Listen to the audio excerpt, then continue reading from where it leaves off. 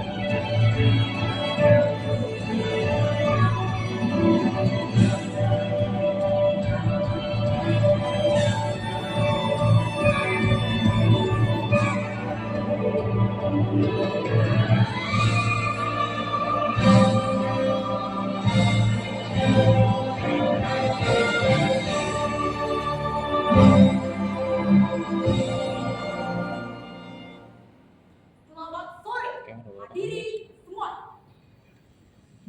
Selamat datang.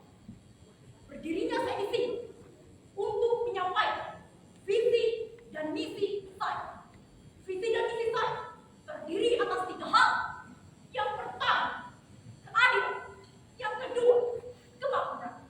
Dan yang ketiga, kesejahteraan. Jika hadirin semua memilih saya sebagai pemimpin Anda, maka semua harga bahan pokok akan gratis. Jangankan harga bahan pokok, bahkan makan saya akan kami gratiskan. Semua bisa terjadi jika hadirin semua memilih saya sebagai pemimpin Anda. Terima kasih.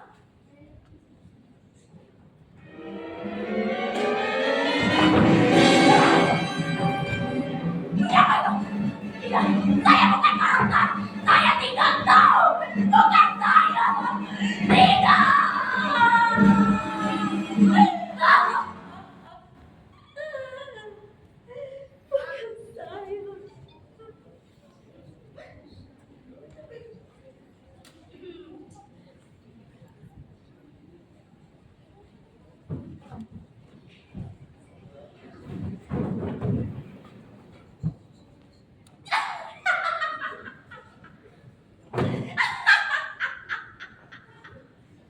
Memangnya kenapa?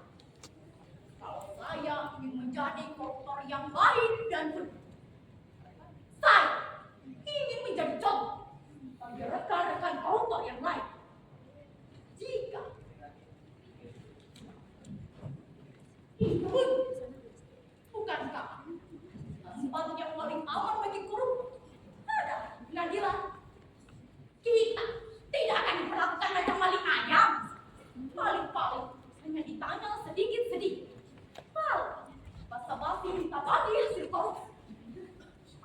Tidak ada ruginya kita berbagi kepada hakim, jaksa, dan polisi.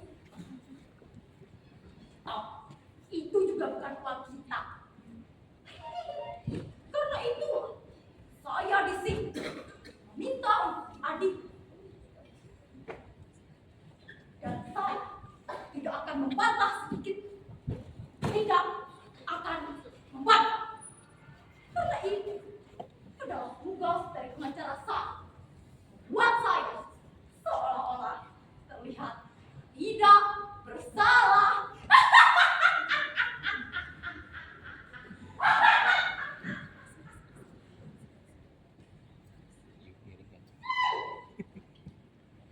Anda membenarkan bahwasanya Anda adalah koruptor kelas kakap.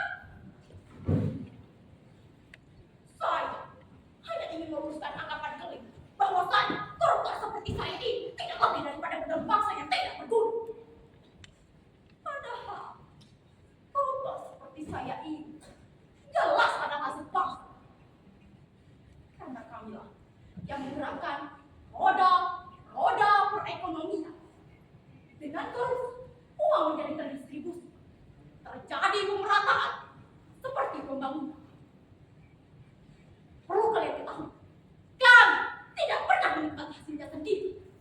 Kami juga membangun rumah ibadah, menyampaikan anak yatim, menolong korban bencana, menyokong kegiatan olahraga, iuran 17-an, dan lain sebagainya. Karena sebagai koruptor yang baik, kami mengerti bagaimana caranya mengelabui. Dengan berbuat baik, kami jadi dihormati. Seperti duduk paling depan ketika ada hajat dan diminta untuk berbicara ketika ada pengajian. Tes.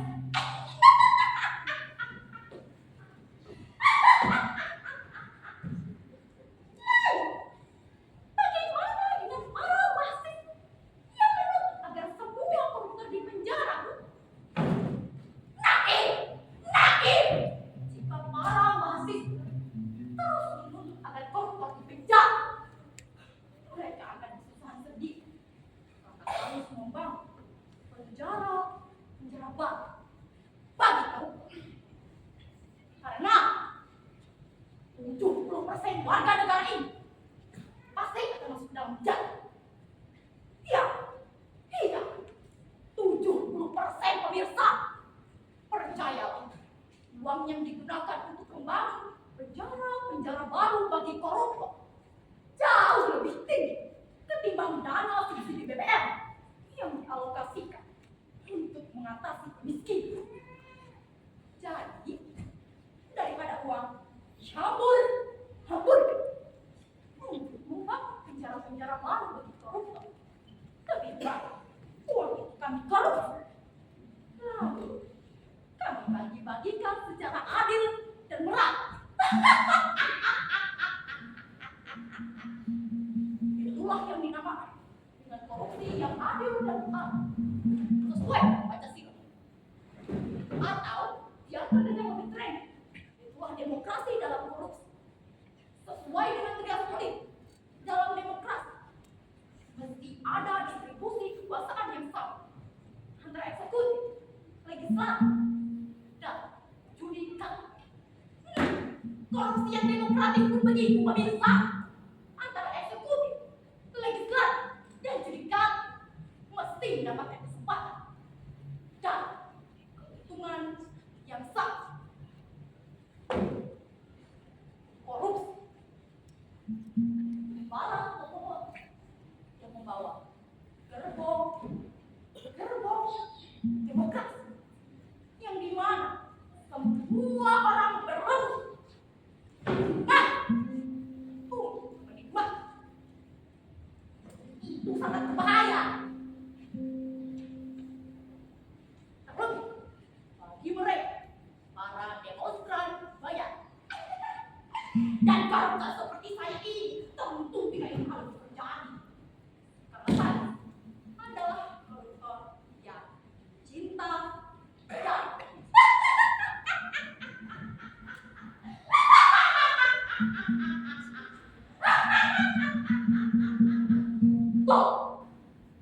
tolong jangan terlalu mewajibkan kami. Jika soal ujung kekuatan, kami bisa saja menggalakkan aksi besar-besar. Bayangkan jika semua koruptor di negeri ini melakukan mogok kerja satu hari saja, dari kantor kelurahan sampai dengan istana negara pasti akan mendadak sepi.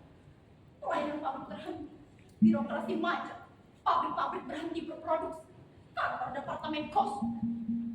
Jangankan untuk mengurus surat-surat atau membuat KTP, bahkan visi umum saja tidak akan ada yang mengurus.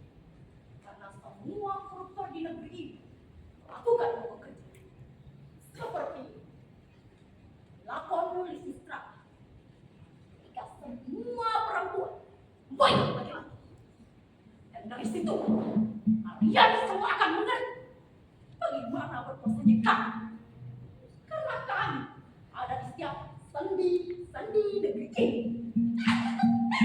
Lalu, bagaimana cara kalian akan membasmi kami, ha? Dengan membasmi kami, sama saja seperti kalian mengambil tas. Kalian sendiri.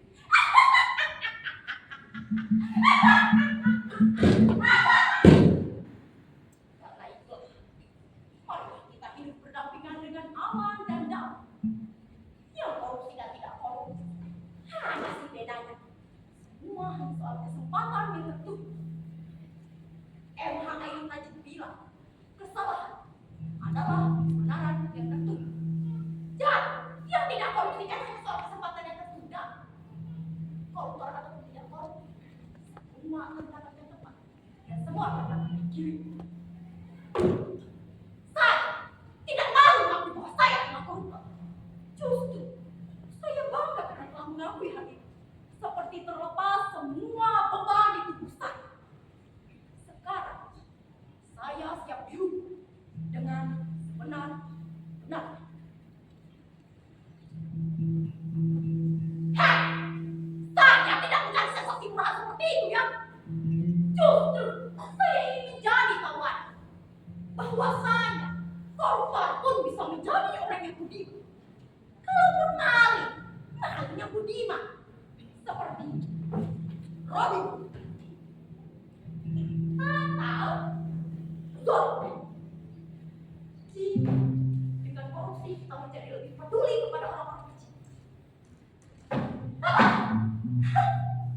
Partai politik mana peduli mereka terhadap nasib orang-orang kecil yang terjerumus dalam jurang miskin. Karena itulah, wahai para koruptor yang beriman dan bertakwa, marilah kita tingkatkan iman dan takwa kita untuk membantu negeri ini agar semakin terjerumus ke dalam kemiskinan lahir dan batin.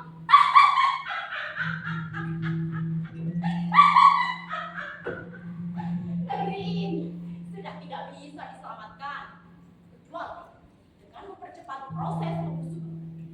Dan koruptor seperti kita ini mesti menggunakan tersebut. Jika tidak, negeri ini akan semakin tidak jelas.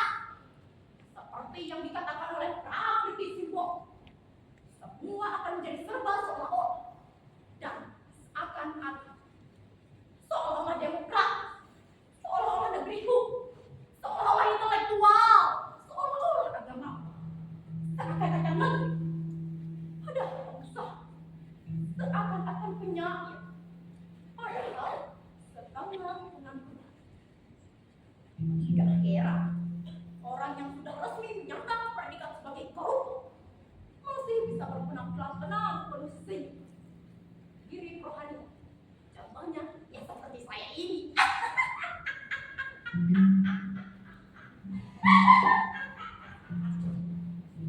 Cukup, Anda terlalu melebih-lebihkan.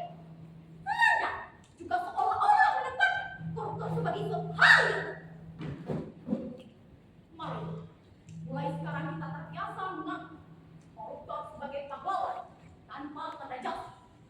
Karena banyak dari harta mereka yang membantu mempercepat proses pembusukan seluruh kota negeri ini.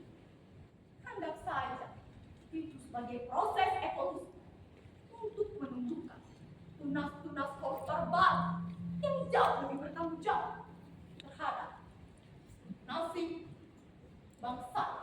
Jadi, dengan mengakui semua ini, Anda sudah merasa bertanggung jawab. Begitu? Jujur saja, saya lelah menjadi keluarga.